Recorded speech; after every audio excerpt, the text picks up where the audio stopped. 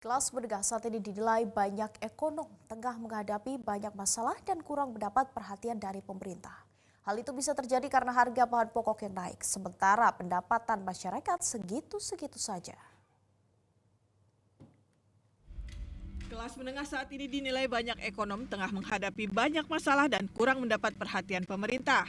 Isu terkait tekanan yang dialami masyarakat kelas menengah Indonesia kian menjadi sorotan seiring kondisi ekonomi dalam negeri yang tengah diwarnai fenomena kenaikan harga sejumlah bahan pangan pokok, meningkatnya inflasi, melemahnya nilai tukar rupiah, dan masih tingginya tingkat suku bunga.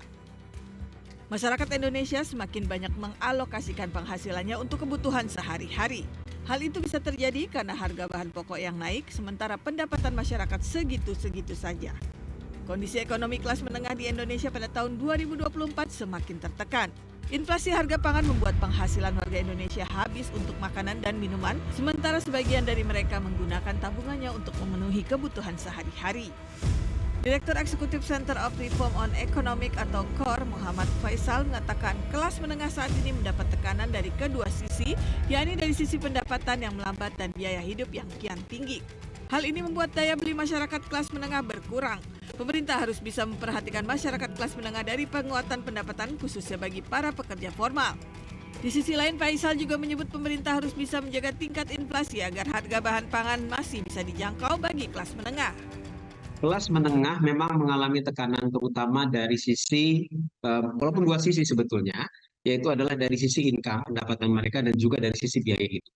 Saya melihat terutama yang paling besar adalah dari sisi income.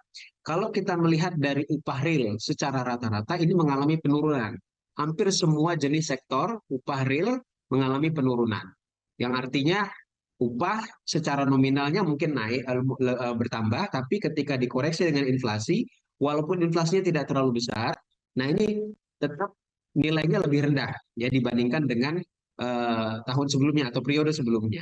Nah, ketika income mengalami pelemahan atau berkurang secara real, kemudian diikuti juga dengan kenaikan berbagai macam kebutuhan hidup, ya bukan hanya barang-barang yang terkait dengan inflasi, tapi juga kebijakan-kebijakan yang di-drive oleh harga-harga yang di-drive oleh pemerintah. Nah, ini yang menyebabkan kemudian dari sisi daya beli mereka mengalami penurunan, dan ini saya melihat terutama memang di kelas menengah ya. Era pekerja bergaji murah sendiri sudah tidak bisa diterapkan di Indonesia.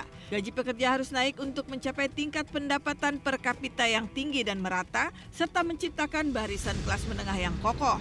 Namun untuk itu perlu ada intervensi kebijakan pemerintah guna meningkatkan produktivitas dan keterampilan masyarakat. Jelajahi cara baru mendapatkan informasi. Download Metro TV Extend sekarang.